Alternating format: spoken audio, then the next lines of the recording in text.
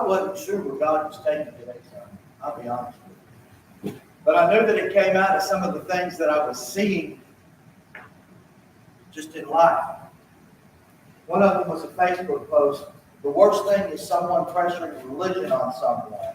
It's distasteful and arrogant, especially when you don't walk the walk for it. It's annoying. The other was a sign that said, if you get arrested for being a Christian, would there be enough evidence to convict you? The other was my mother praying last night. She was hurting. And I'm sorry, but each and every one of us in here, if you're hurting, when you reach out to pray to God, what are you praying for? Relief, right? And someone told her, well, no, remember, you got to pray in thankfulness and for all the blessings that He's bestowed upon you. Back when you were hanging on to that dock and you were praying, God, deliver me, were you going through all of your blessings and thanking Him for them? I mean, is there anybody here that when you've been in great agony and great pain or in great need, that when you reached out to the Lord, you were doing it truly in thanks and not in, Lord, deliver me? Skylar, you're about to lose your bean bag. All right, sit down.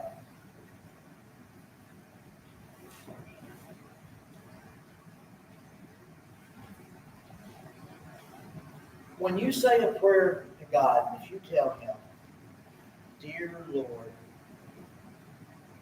thank you for everything, and what you're really, really, really wanting in your heart is, dear Lord, I want 2 cheeseburgers and a burrito. Which one is He hearing? He's hearing the 2 cheeseburgers and a burrito because He's listening to your heart. So when we're reaching out in prayer, it's about our heart.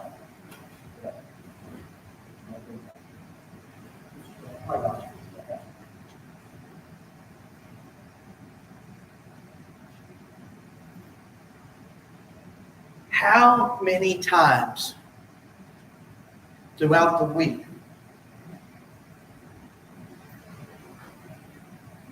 with our mouth do we say one thing, but with our heart we're saying something else? Now, if you look at the title of this sermon, it says, are you playing God and yourself? And I'm not talking about, are you trying to act like God, of, oh, gee, I'm going to form the world. And I couldn't preach this in any other church. Or are you playing Him like an addict plays the folks that they with? Like Freddie, when he used to come in here.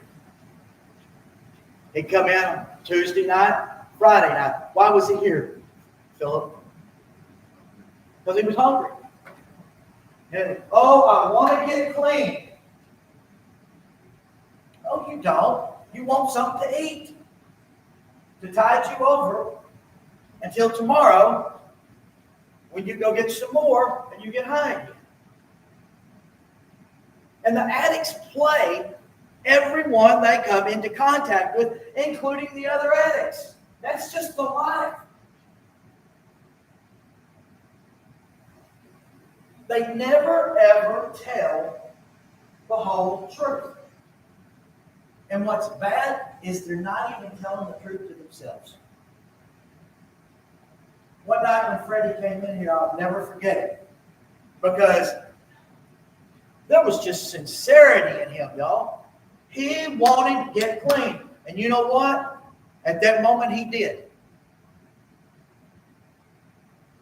But the problem was, even if we had put him in rehab, 6 hours later, that's not what he wanted.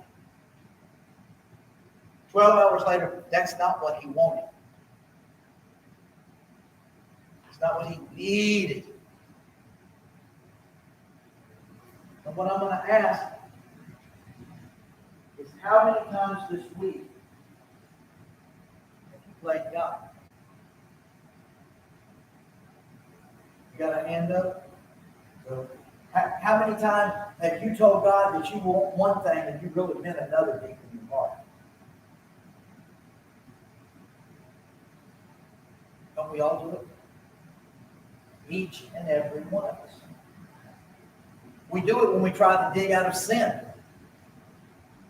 That's why I read the first two things. We go out and we play the Christian. But I really love that sign. If they drag you into court, Cody, tomorrow, if end times are here and they drag you into court for being a Christian, is there going to really be enough evidence to convict you?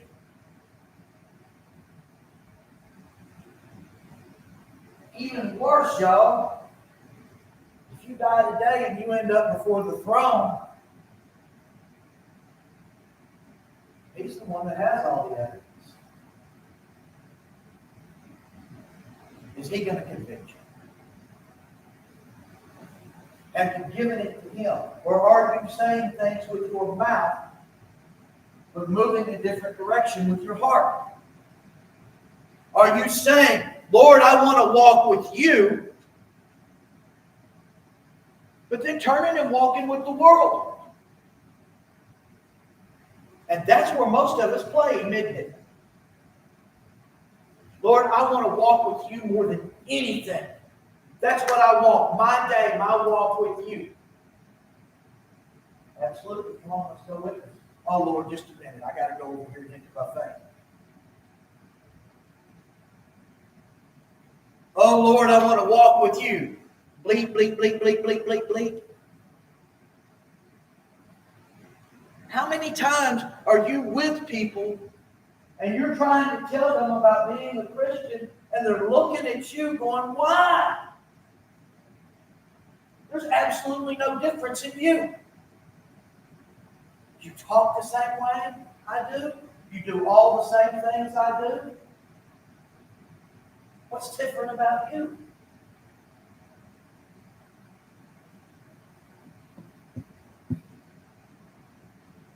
That's the reality of where we're living, folks. And that's the truth that every single one of us in here have to come to grips with. I had 72 hours with no responsibilities. What did I do? I slept. I mean, oh, well, Rob, you were tired. Yeah, I was tired, but you know what? Jesus didn't rest. He rested a little bit and then he moved on.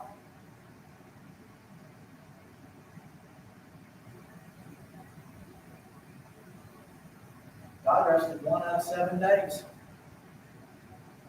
That's a bad ratio for me, isn't it, Cody? Have you ever thought about that? Something as simple as sleep being sinful, as rest being sinful? Sure, I was tired from mom. But you know what? God gave me a calling. God called me to go and spread His word. And I wasn't doing that, dude. I was doing what I wanted to do, not what God wanted me to do. So how am I any different from any of them? And what do I need to do to fix it? If you will, join me in Philippians chapter 4.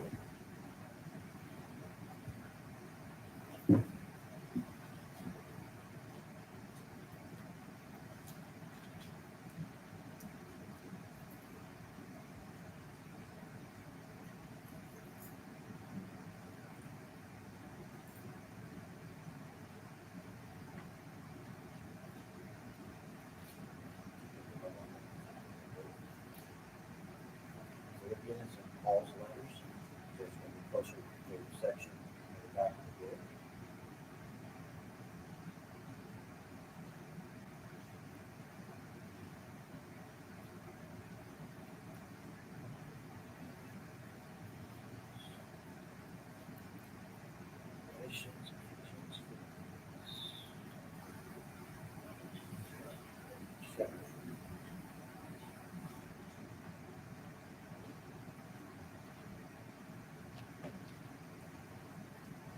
Not with us to hold up.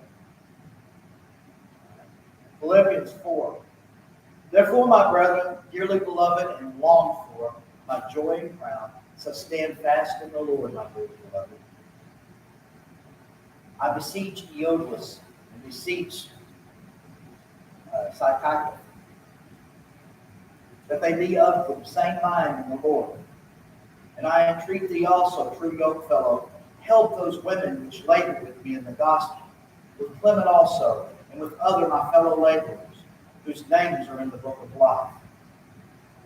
Rejoice in the Lord always. And again, I say, rejoice. Always I joy in the Lord.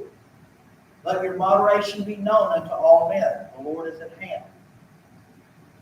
Be careful for nothing, but in everything by prayer and supplication with thanksgiving, let your requests make known unto God. Chris, you got any clue what supplication means? One time I had to look it up too. And it means to humbly ask for. So humbly ask for with thanksgiving. So thank you for what you've done, but can I please have? Be careful for nothing. In other words, don't worry about nothing. Chris, why would we not worry about anything? Be careful for nothing. Let me ask you a question. Do you worry about where dinner's going to get on the table? You do? You worry about going to the grocery store to get the food, and then you worry about cooking it, you worry about serving it? Oh, I think you fit it to me. Because I do believe that Mama probably takes care of that. But in everything by prayer and supplication and thanksgiving, let your requests be made known unto God. And the peace of God, which passeth all understanding, shall keep your hearts and minds in Christ Jesus. Finally, brethren, whatsoever things are true, whatsoever things are honest, whatsoever things are just, whatsoever things are pure, whatsoever things are lovely, whatsoever things are of good report, if there be any virtue, if there be any praise, think on these things.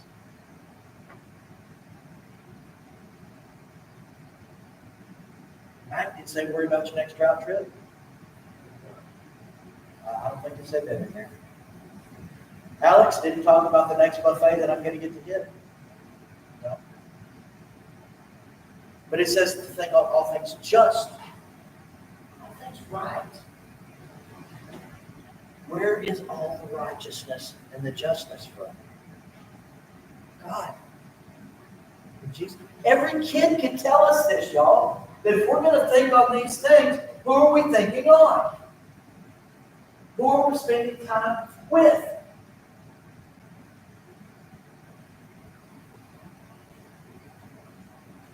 I was almost going to get Cody in trouble.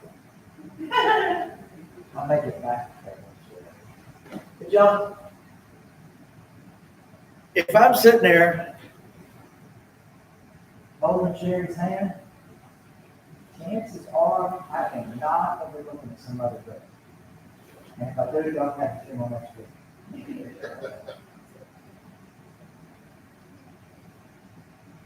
If you're there in the presence of Christ and holding his hand and thinking on each and every one of these things, sin becomes harder. It's not impossible. Because I will be honest, I've sat over a buffet and read my Bible. But you really can't get into the presence of sin and the presence of God. The Bible tells us that God will not let sin be in his presence. That's why he told Moses, turn your head and look away. You cannot look on the face of God and live, because Moses was sin. So if you want to get that sin out of your life, if you want to get the sinful desires out of your life, it's simple. Spend more time with Jesus.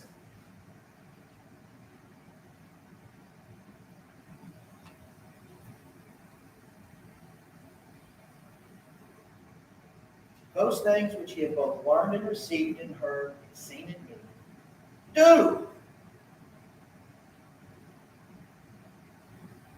So it's kind of simple, doesn't it? All of the things that I've taught you that were right, do them. And then look at the promise. And the God of peace shall be with you.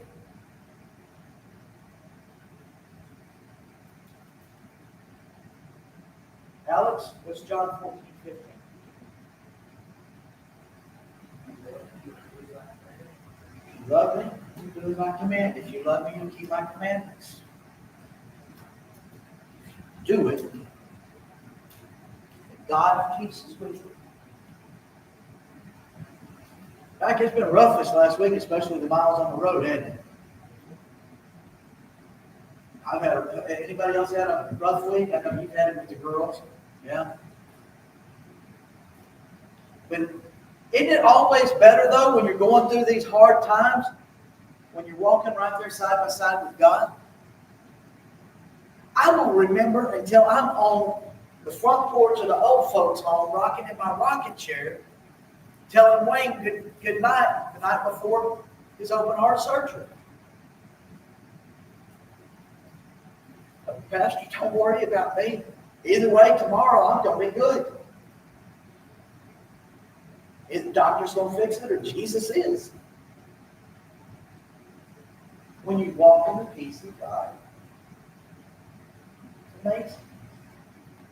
But I rejoiced in the Lord greatly, that now at the last your care of me hath flourished again, wherein you were also careful that you lacked opportunity. Not that I speak in respect of want, for I have learned in whatsoever state I am, therewith to be content. Boy, how about for us to get that?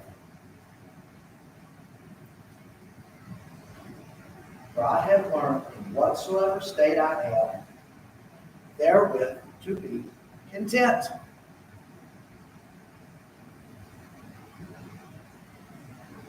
That one can never survive on Facebook. Somebody's either always complaining it's too hot or it's too cold. If you go to a meal somewhere, somebody's complaining that this wasn't that right or that wasn't right. We have become a nation that does absolutely nothing but complain. Nobody is content.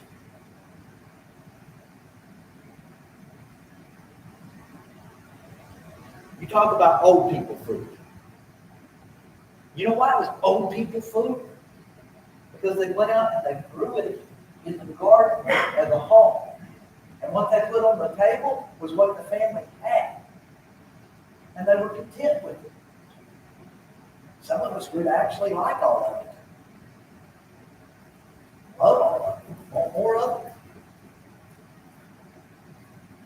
But we were content with what we had. And if you think, I ain't got any of those stories, I'll be honest. My mom and daddy always made absolutely certain we had dinner on the table. Now, it was not things that I personally would have served. I'm sorry, but I really don't like hot dogs and macaroni and cheese as a nutritious meal. But boy, you throw some beans and a ham hock in there, and I'm ready to throw that. And I've seen people that, all you ate for dinner was fried potatoes, beans, greens, and a ham hock.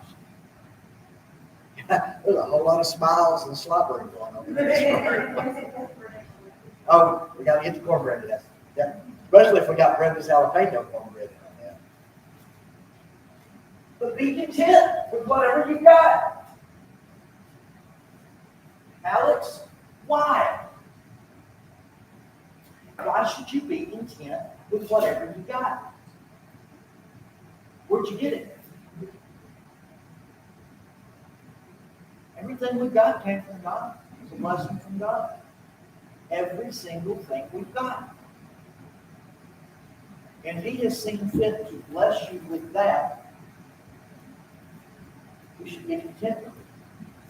Now here's what I'm going to ask some of you mamas and daddies. You just got through buying her a toy. And she throws a stinking fit because it's not a different toy. You gonna buy her a different toy? Why? Because she's gonna take what I bought her and she don't like it. Because she's ungrateful. Huh? You throw a fit? You know what? If you do a fit on that, I really hope your mama will clean your backside. Because, and we laugh on that, but how many of you in your lifetime God's given you and you throw a fit? And we all needed our backside tan, didn't we? Yep. When I entered the ministry, God didn't say, here's your 6-digit salary. Actually, He did, but the problem was where that dot was.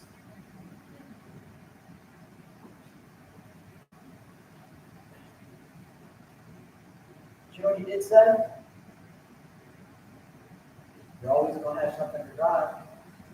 You're always going to have something to eat. And some people are not going to do that.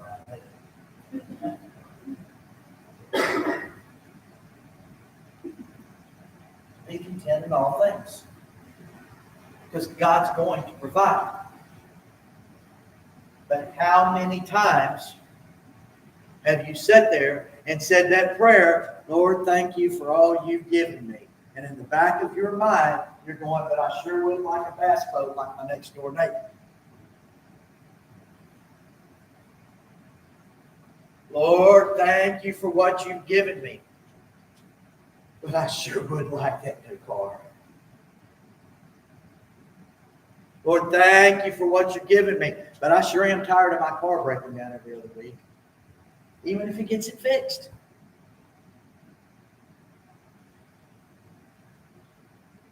Folks, He knows what you're thinking. Quit being dishonest. Quit playing Jesus. Be truthful. Be honest. And if what you're thinking's not right, fix what you're thinking. If what you're doing's not right, fix what you're doing.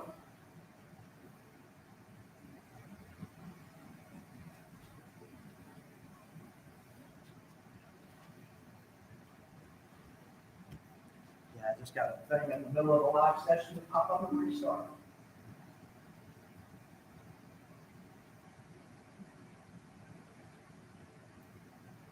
I know both how to be abased and I know how to abound. Everywhere and in all things I am instructed both to be full and to be hungry, both to abound and to suffer need. So I know how to live in the times of plenty and in the times when there ain't a whole lot. And then look at that next verse that's taken out of context so many times. I can do all things through Christ, which strengtheneth me. Really, really, really look at that verse.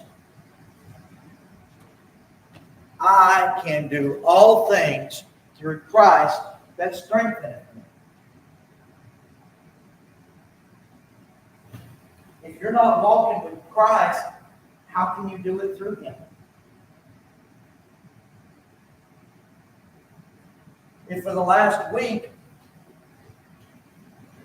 you've been shoving Him away and saying, I want to go and have my fun. Don't you come in and interfere on this. How can you do it through Him? I can do all things through Christ, who strengthens me. Now, Mr. Daniel could give us 1,000 different examples of how in construction he'll weave things together to get it stronger, to put a new beam in place to strengthen it. If Christ isn't the beam for you holding it up, you're not getting His strength. And if you're shoving Him away because you're wanting to do this, that, or the other, you're not living this, folks. And when something happens and you fall flat on your face and you're going, Jesus, why has this happened? He says, why are you asking me? I wasn't involved in that. You did that one all by yourself.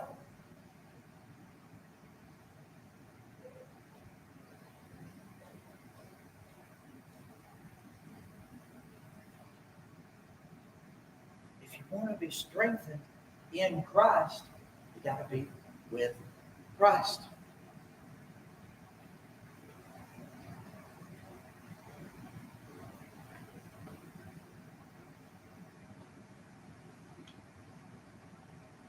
Go ahead and turn over to Psalms chapter 37.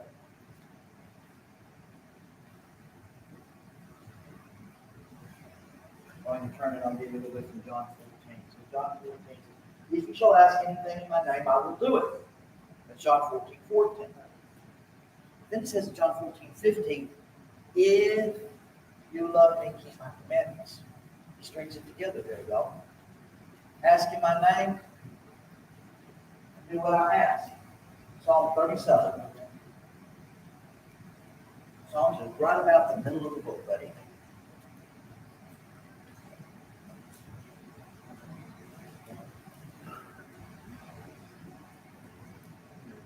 Major prophets.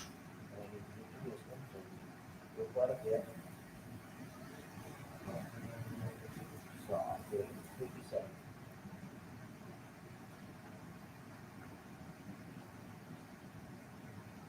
You've actually used the book of connotation. There's so many of the kids that get into daycare that they can't even find a page number.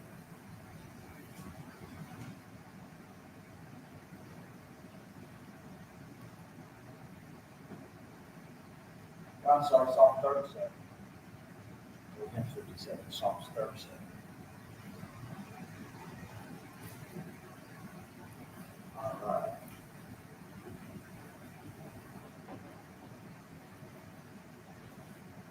Fret not thyself because of evildoers, neither be thou envious against the workers of iniquity. For they shall soon be cut down like the grass and wither as the green herb. Trust in the Lord and do good. So shalt thou dwell in the land, and verily thou shalt be fed. Trust in the Lord and do good, and you'll be delivered. If you love me, keep my commandments.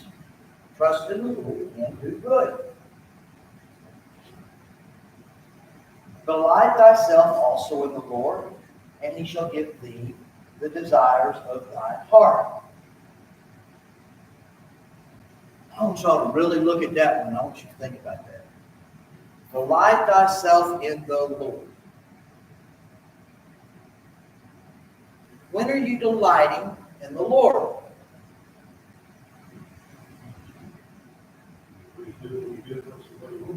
When you're doing what he wants you to. When you're spending time with him. When you're being close with him. Delight thyself in the Lord. If he's putting a great big smile on your face, Deb, then it's because you and he are spending that time together. If I delight myself in Sherry, then I'm spending time with Sherry. If I delight myself in the Lord, I'm spending time with the Lord. But how many times do we want the second portion of this? He shall give you the desires of thy heart.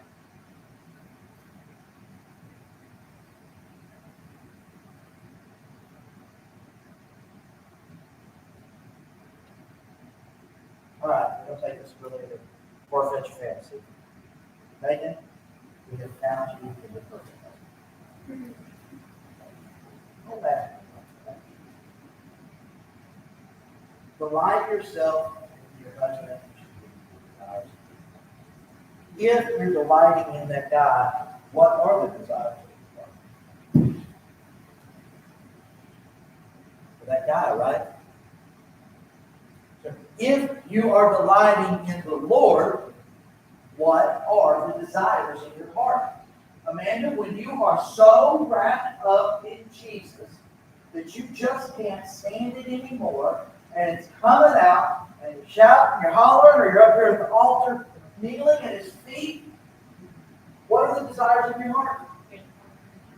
Getting closer to him. If I'm spending time delighting in the Lord, I am not worried about whether Wayne and I have got mirrors on my deer stand yet. That's not going to be the desire of my heart. If I am delighting in the Lord, pleasing him is going to be the desire of my heart. If I am delighting in the Lord, doing what he wants me to do is going to be the desire of my heart. Getting closer to him is going to be the desire of my heart. Understanding his word is going to be the desire of my heart.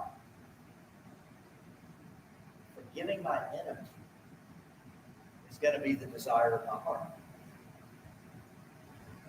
Learning to truly love is going to be the desire of my heart.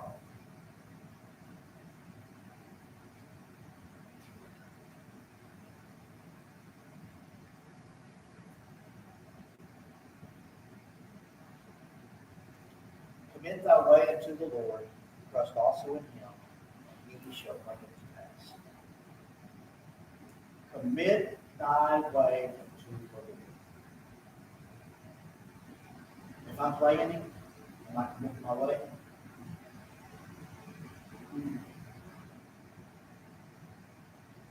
Trust in him. He shall bring it to pass. And he shall bring forth thy righteousness as the light, and thy judgment as the noonday. Rest in the Lord, and wait patiently for him. Press not thyself because of him who prospereth in his way, because of the man who bringeth wicked devices to pass. Don't worry about what your neighbor's getting. Just worry about you. Chris, how many times in the daycare have I told you, and told all of you kids, don't worry about them, you worry about you. Cease from anger and forsake wrath. Fret not thyself in any wise to do evil, for evildoers shall be cut off. Those that wait upon the Lord, they shall inherit the earth. For yet a little while, and the wicked shall not be. Yea, thou shalt diligently consider his place, and it shall not be. The meek shall inherit the earth, and shall delight themselves in the abundance of peace. When you go and you start defining meek for the Bible, there's one word that always starts with: humble. You know what that means?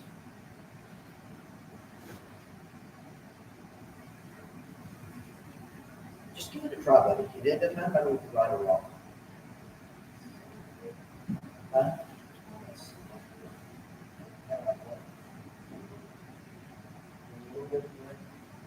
Humble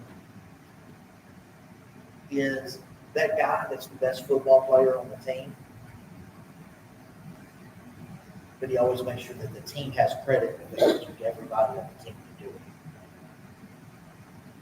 Humble is the person that's always there to help. He doesn't want any credit on it.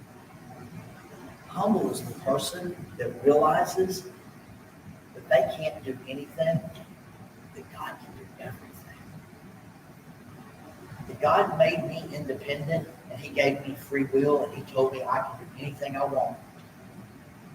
Did you know that? That you can do anything you want. If you wanted to kill me right now, you could kill me. You'd have to pay the consequences for it, but you can do whatever you want. That's what the free will is all about. You get to do what you want to do. But to be humble is to say, Mom, I don't want to act like that. You raised me better than that.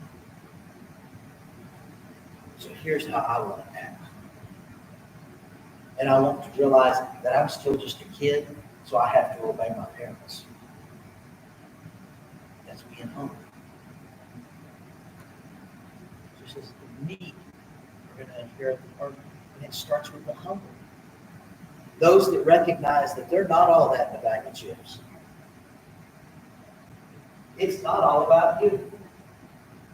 Believe it or not, it's not all about you, man. It's not all about you, guys. It's about Him. But every week, in so many different ways, we lie to Him. And we lie to ourselves. And we don't do any of the stuff that we just read about in the Bible to keep Him happy. We don't live in Him. We don't walk in His strength.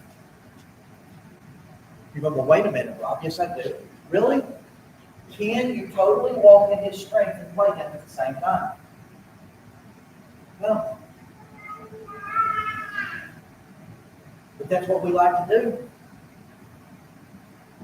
We like to play games. And here's the worst thing. We're fooling ourselves.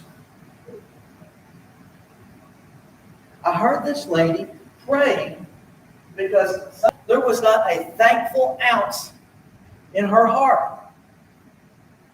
In her heart, she was a child calling out to a parent, "Father, help me." And if we're not calling out to God in truth, is He going to answer in truth? No. In here, so many of us, addiction has touched our lives. And it's not only about the playing. Then we also have to look back, we have to look at the little thing called enabling. We all know what that is. We've all seen it. And we've all fought for those that we care about not to enable them. That we've got to help them, but we can't enable them. But isn't that what we do every single week, is get on our knees and pray, "Father, enable me.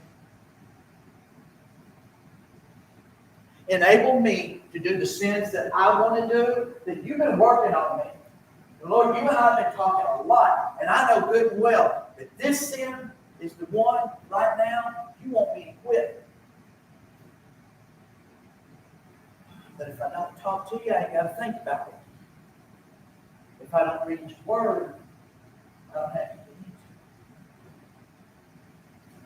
That I can say all these words with my mouth that I've been saying for years and years and years, but as long as I don't say it with my heart, I don't have to give this up. You know, Lord, if I don't say it with my heart, I don't have to give up my guns. If I don't say it with my heart, I don't have to give up the cigarettes. If I don't say it with my heart, I don't have to stop cursing.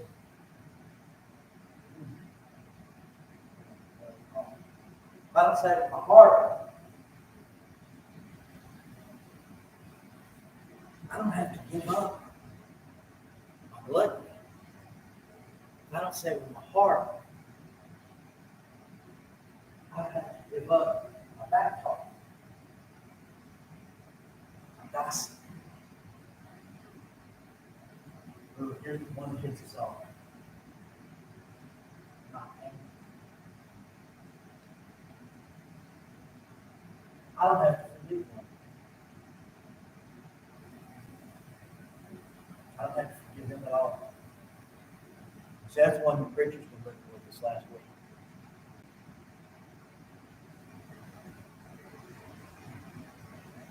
And if I turn and I hide from Him, I don't have to come to Him.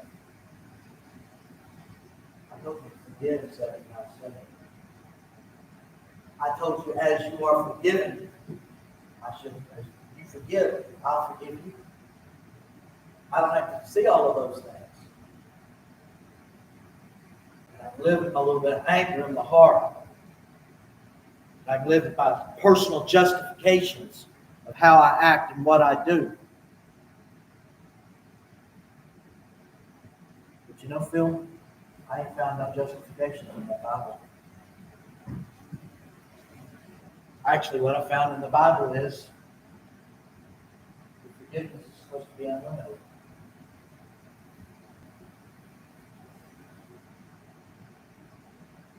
However you play. Each and every one of us in here, God has called us to work on a sin. You're going, well, preacher, how in the world do you know that?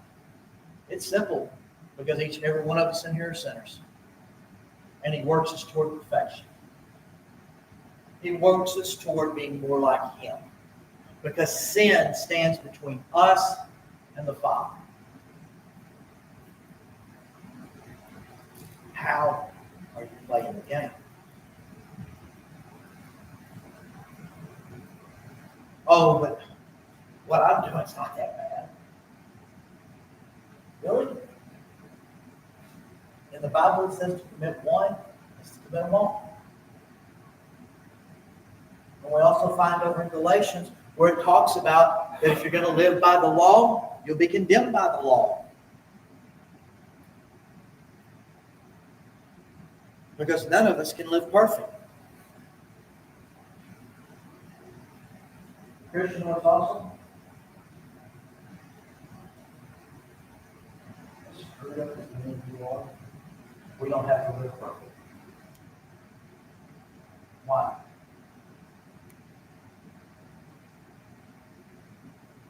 Why? Because we have Jesus. We have Jesus. And He died on the cross for our sins. He's already proved His love for you. So take this back to John 14:15. If you love me, keep the commandments.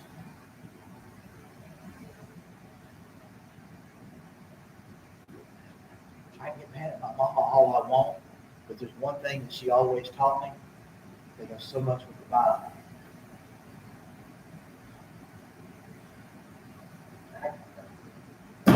Rob, if you love your mama, would you please just mind? Rob, if you love your Jesus, please just mind. I know you get in trouble if you say that a lot. All of them. If you love your Jesus, please just mind. Love the Lord your God. We love to talk about these, right? But do we ever talk about what's in them? Cody, how do you love the Lord your God? Okay, you can quote the Bible to me. Now, how are you going to put it in action? Show it. We got to do what's important to Him, right? If I'm going to show love for Sherry, then it's going to be about doing things that make Sherry happy.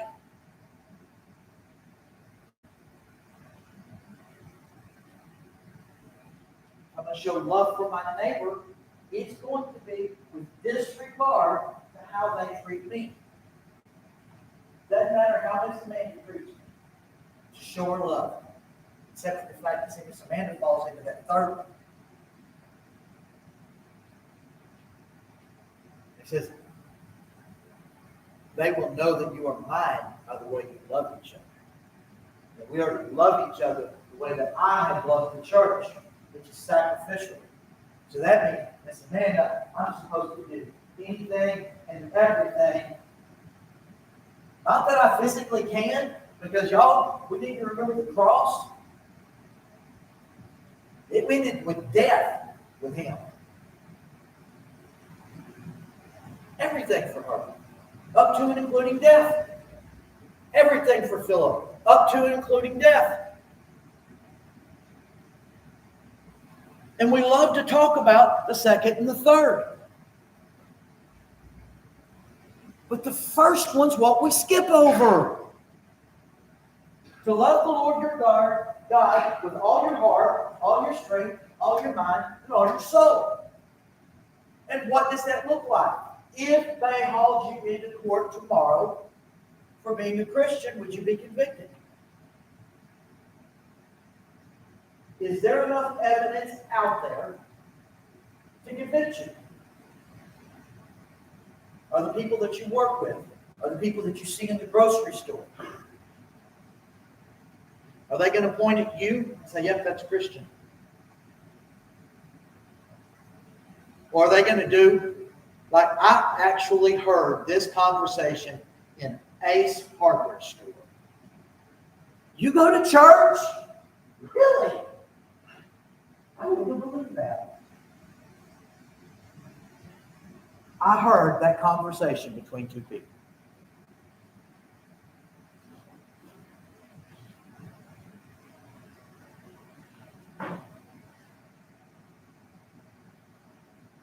No, we got to quit playing.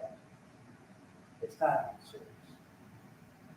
And it's time to get most serious about that first commandment. To love the Lord your God, all your heart, all your mind, all your strength, and all your soul.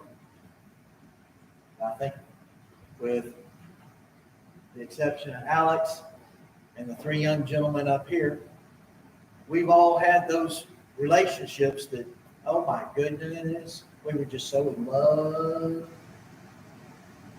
Sherry used to come up to the convenience store that I worked just so that we wouldn't be apart.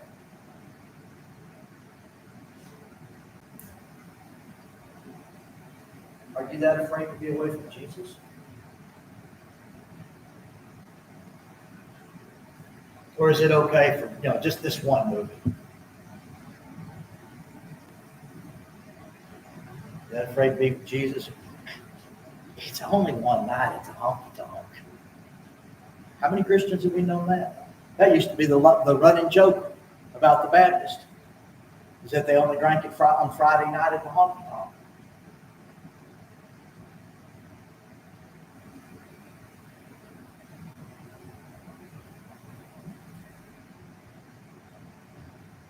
If you die today, and I stand up here next week and do your funeral, is the person that I talk about, that I know here in the sanctuary on Sundays, going to be the same one that everyone out there is thinking about on Monday?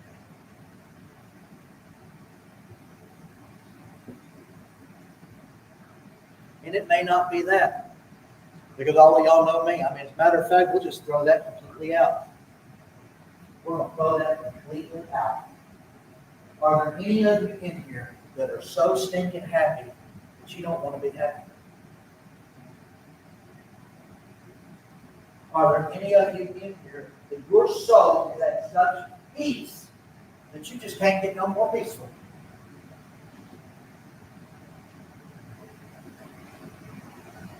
Because y'all know me by now. I really honestly don't care about whether when you die you're going to heaven or to hell. That's not something on me. I can't change that. I care about, are you going to wake up tomorrow without Him? I care about, are you going to walk out of here today without Him? I care about the fact of, have you let your relationship with Him get to the point that you're going to go out and get in the car alone? Like, I know you can get in the car with Carly, you can get in the car with Carly, but I don't want you to get in the car alone. Get it?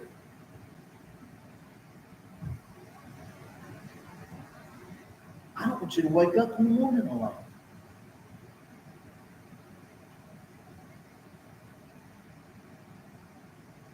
Some of you in here may be like me. I was 6 years old when I got saved. I'm going to tell you, I was saved. I'll argue that with anybody, anywhere, because Jesus Christ never let go of me. He had hold of me like my grandma, just a shaking it out of me.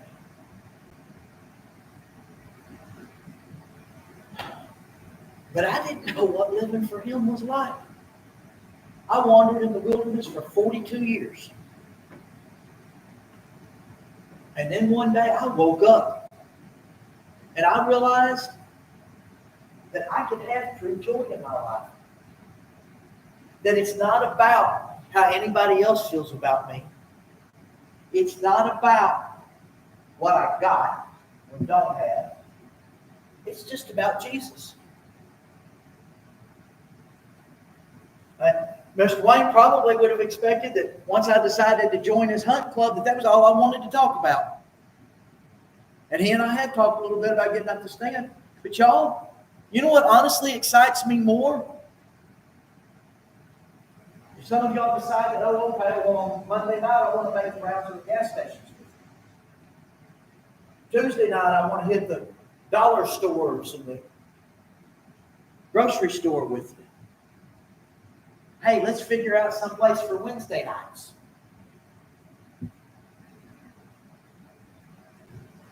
I finally figured out, y'all, that I have more fun and more happiness when I'm out. Well, hey, brother, how you doing? I pray for you. Walk up to somebody and say, hi, how can I pray for you? Walk up to somebody and say, I love your smile. Where do you go to church at? We sure would love to see you. You're going over Cornerstone? That's awesome. I love it over there. I really, really, really hope y'all get that children's program. If there's anything that we need to help, you let us know. But that's number one, folks. Don't you take it nobody from somebody else's church. If they're happy, let them stay there. If they're not, well, you know, I should have been to a place that just put that on. Speaking of which, y'all will need a new manager at Family Dollar. Introduce yourself to the Family Dollar Dollar Tree at Landmark. Introduce yourself. I'll let you go over here. She's talking about coming, so she can get the assistant manager. That's where we'll be there. I want you to have joy. Paul has told us all through this. David told us in this how to have happiness and joy. And that's by living for Christ. To live as Christ, to die as gain. I want smiles like on Amanda's face. The joy in your heart's just bubbling out. We need some more Amandas and Jess's, don't we?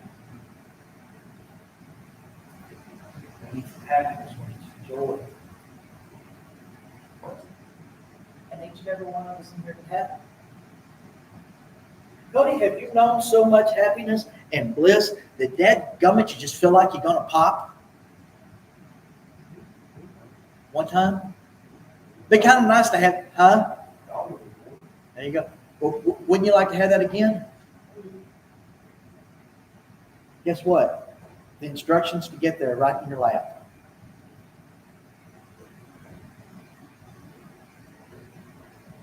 Where you get so happy that you don't worry about nothing else. Isn't that what Paul just talked about? We just read Philippians. And the only way we're going to get there, y'all, is if we quit playing those games. Preacher included. But our most kind and gracious Lord and Savior, I just thank you, Jesus, that you love us so much. I thank you, Jesus,